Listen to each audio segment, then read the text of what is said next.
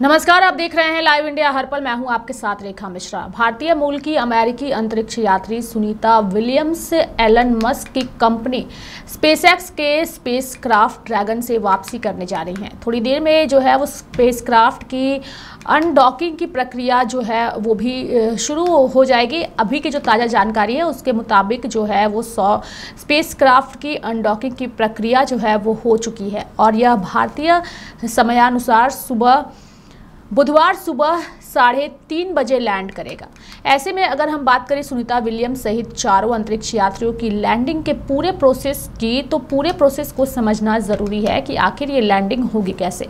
सुनीता और बुच विल्मर पिछले साल जून महीने से अंतरिक्ष में फंसे हुए हैं। नासा और स्पेसएक्स के प्रयास से दोनों की घर वापसी होने जा रही है, लेकिन उनके साथ दो और अंतरिक्ष यात्री निक हेग और एलेक्जेंडर गोर्बुनोव भी वापस आएंगे। नासा ने सुनीता विलियम्स की वापसी का शेड्यूल जो है वो आज जारी किया है और हालांकि यह अनुमानित है, मौसम की वजह से इसमें बदलाव भी हो सकता है और वापसी का यह सफ़र लगभग 17 घंटे का होगा। स्पेस स्टेशन से धरती का सफ़र आखिर कैसे होगा? दरअसल सुनीता विलियम्स को लेकर आ रहे स्पेसएक्स के ड्रैगन स्पेसक्राफ्ट की अनडॉकिंग आज होगी और अनडॉकिंग की यह प्रक्रिया ऑटोमेटिक होगी, यानी कि अंतरिक्ष यात्रियों की घर वापसी की कई चरणों में पूरी होगी। सबसे पहले धरती पर आने वाला स्पेसक्राफ्ट इंटरनेशनल स्पेस स्टेशन से अलग होगा। प्रेशर सूट पहनने से शुरू होगा सफर, यानी कि स्पेसएक्स के ड्रैगन स्पेसक्राफ्ट में सवार होने के लिए सबसे पहले अंतरिक्ष यात्री प्रेशर सूट पहनेंगे। हैच बंद किया जाएगा और हर तरह के लीकेज की जांच की जाएगी। दूसरे चरण में स्पेसएक्स के ड्रैगन स्पेसक्राफ्ट की अनडॉकिंग होगी। अनडॉकिंग की यह प्रक्रिया भी कई चरणों में होगी। अनडॉकिंग का पहला चरण सिक्योरिटी चेक है। अनडॉकिंग से पहले स्पेसक्राफ्ट के अंदर लाइफ सपोर्ट सिस्टम, कम्युनिकेशन और थ्रस्टर सिस्टम की वर्किंग चेक होती है। दूसरे चरण में स्पेसक्राफ्ट का लॉक खोला जाता है और इसमें स्पेसक्राफ्ट को इंटरनेशनल स्पेस स्टेशन से जोड़ने वाले जोड़ जो है वो खोले जाते हैं। तीसरे चरण में अनडॉकिंग सिस्टम खुलने के बाद थ्रस्टर से स्पेसक्राफ्ट को ISS से अलग किया जाता है।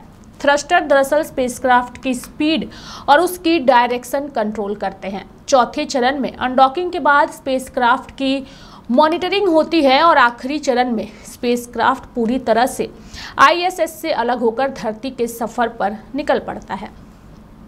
डीऑर्बिट बर्न, इस दौरान स्पेसक्राफ्ट डीऑर्बिट बर्न जो है वो शुरू करेगा। यह बर्न बुधवार तड़के लगभग 2:41 बजे होगा। इसके तहत इंजन को फायर किया जाएगा और इससे स्पेसक्राफ्ट धरती के और करीब पहुंचेगा। धरती के वायुमंडल में प्रवेश को लेकर कहा जा रहा है कि स्पेस एक्स का एयरक्राफ्ट 27,000 किलोमीटर प्रति घंटे की रफ्तार से पृथ्वी के वायुमंडल में प्रवेश करेगा। उसके बाद पैराशूट खुलेंगे, यानी कि उसके बाद धरती की 18,000 फीट की ऊंचाई पर सबसे पहले 2 ड्रैगन पैराशूट खुलेंगे और उसके बाद 6,000 फीट की ऊंचाई पर मेन पैराशूट भी खुलेंगे। स्प्लैश डाउन, यानी कि नासा की जानकारी के मुताबिक स्प्लैश डाउन या अंतरिक्ष यात्रियों की समुद्र में लैंडिंग फ्लोरिडा के तट पर होगी, लेकिन अगर मौसम सही नहीं रहा तो लैंडिंग कहीं और भी हो सकती है। लैंडिंग का यह समय फिलहाल बुधवार तड़के 3:30 बजे है। ऐसे में सभी को इंतजार है सुनीता विलियम्स की जो है वो घर वापसी सुरक्षित तरीके से होने के, और इसको लेकर के देश के अलग अलग जगहों में पूजा पाठ भी हो रही है। हालांकि सुनीता विलियम्स के साथ 3 अन्य लोगों की भी वापसी को लेकर के मन्नतों का दौर जारी है। ऐसे में इस पर सबकी नज़र टिकी हुई है और नासा की ओर से पल पल की अपडेट और जानकारियाँ भी दर्शकों को दी जा रही है। मेरे साथ फिलहाल अभी के लिए इस खबर में इतना ही। आप देखते रहिए लाइव इंडिया हर पल। नमस्कार।